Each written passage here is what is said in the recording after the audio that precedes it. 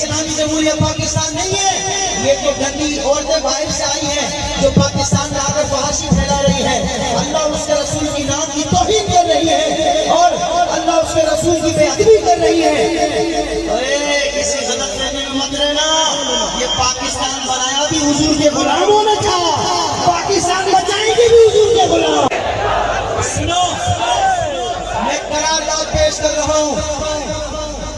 میں قرارداد پیش کر رہا ہوں، یہ جو ایوان میں بیٹھے ہیں نا ہمارے ووٹ لے کر اسلامی جمہوریہ پاکستان کے ایوان میں، ان کو میں کہتا ہوں اگر ان کنجریوں کو پاکستان سے دفع نہیں کر سکتے، ان کے خلاف ایکشن نہیں لے سکتے تو آپ کو ایوان میں بیٹھنے کا حق نہیں ہے۔ میں 4 مصرے پڑھ رہا ہوں اور قرارداد پیش کر رہا ہوں، تو میری قرارداد منظور کرے، چوتھے مصرے کے بعد لبیک کی صدا اندر سے آئے گی، اتنی بلند آواز ہو کہ گھر جاؤ ماں بولے بیٹا تیرا گلا کیوں بیٹھ گیا، کہنا ماں حضور کی شان و عظمت کی بات چلی تھی، میں جذباتی ہو گیا تھا، میں آواز کو آقا کے نام پر قربان کر کے آیا ہوں، میں قرارداد پیش کر رہا ہوں۔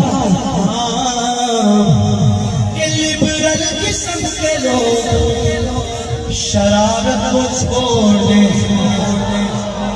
یہ لبرل قسم کے لوگ شرارت کو چھوڑ دیں۔ شادی آقا کے معاملے میں،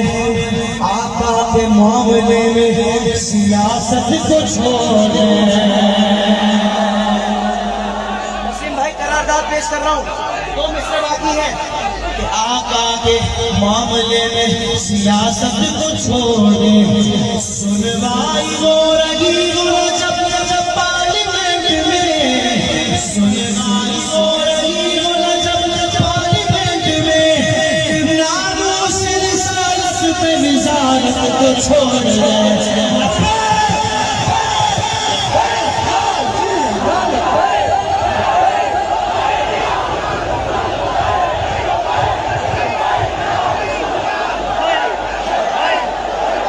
تاجدار ختم نبوت زندہ باد زندہ باد، تاجدار ختم